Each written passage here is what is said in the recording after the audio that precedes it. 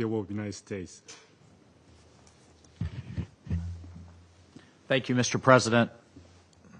Thank you, Deputy Special Coordinator Alakbarov, for your briefing.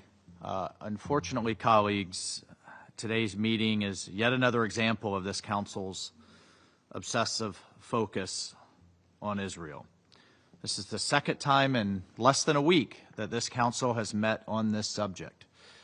As I noted then, there have been more than 80 meetings on Israel since October 7th. This constant drumbeat of meetings only distract from and unfortunately undermine the serious work needed to address issues of international peace and security, including the United States' efforts to free all 48 hostages who remain in Hamas's captivity right now as we speak. Our work to bring this war to an end and to give Gaza and the Palestinian people a future free from Hamas. Resolution 2334, the ostensible focus of today's briefing, is a fundamentally flawed resolution. It wrongly delegitimizes Israel, including by denying the reality that Jerusalem is its lawful capital. Resolution 2334 exemplifies the outmoded thinking that has led to failure after failure in Middle East diplomacy. Every 3 months, this Council considers the implementation of 2334 by rote. This is in addition to the regular monthly briefing and the quarterly general debates on the Middle East, which focus almost entirely on Israel. And so this constant drumbeat of meetings continues to distract from doing the actual work. Doing the actual work, colleagues, that many pressing threats to international peace elsewhere around the world so sorely need. So perfunctory briefings like this one today do nothing to end the conflict or bring the war to a close. The United States continues to work tirelessly to free all 48 hostages and end the war. President Trump just last week told the General Assembly that empty words do not solve wars. Action does. Action does. President Trump just this last week hosted a key meeting with the leaders of Arab and Muslim majority states to coordinate the day after planning for Gaza. Not only is he putting real plans on the table to end the war and free the hostages and stop the suffering, but he's already putting plans forward for the day after to make sure this never happens again. We cannot repeat ourselves. We cannot. The definition of insanity is to continue to repeat this year after year.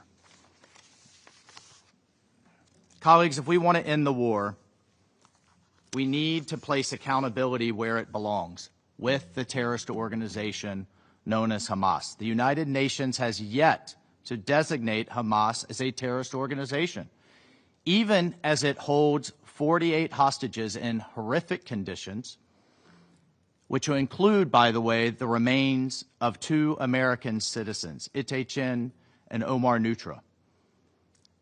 Hamas has made these hostages dig their own graves on camera. All of us desire peace, colleagues. All of us desire peace.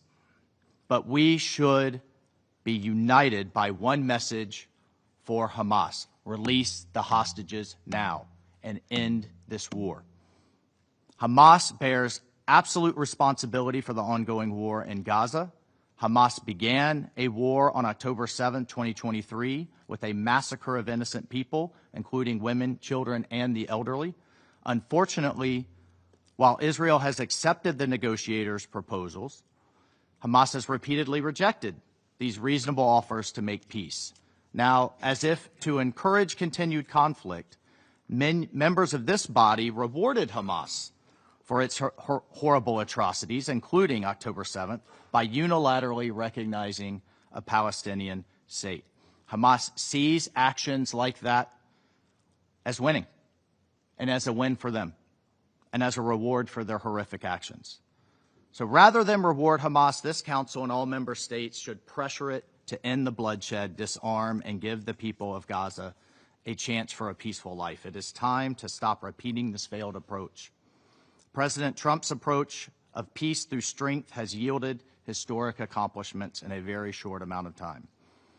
In his first term, he brought peace, prosperity, and regional integration through the historic Abraham Accords. Earlier this year, this administration negotiated a ceasefire that freed many hostages. And by holding Hamas accountable, we can free the hostages and end this war. The United States will continue to work on improving the humanitarian situation on the ground, supporting the Gaza Humanitarian Foundation as it delivers life-saving aid to those in need without empowering the terrorists. The GHF continues to provide vital food aid to Palestinian civilians in Gaza, distributing now 175 meals as of September 8th. We also call on the Palestinian Authority to live up to its commitments at Oslo and condemn Hamas's terrorism consistently and unequivocally, to stop the incitement of terrorism and to fully implement its commitment to end the program of cash payments to terrorists and their families. Colleagues, a stable West Bank keeps Israel secure and is in line with this administration's goal to achieve peace in the region. The United States will continue to work tirelessly with Israel and our Arab partners to negotiate peace, get the hostages back, and create a brighter and more prosperous future for the region's people. Thank you. Thank the representative of the United States for the statement. Now I give the floor to the representative of China. 谢谢主席。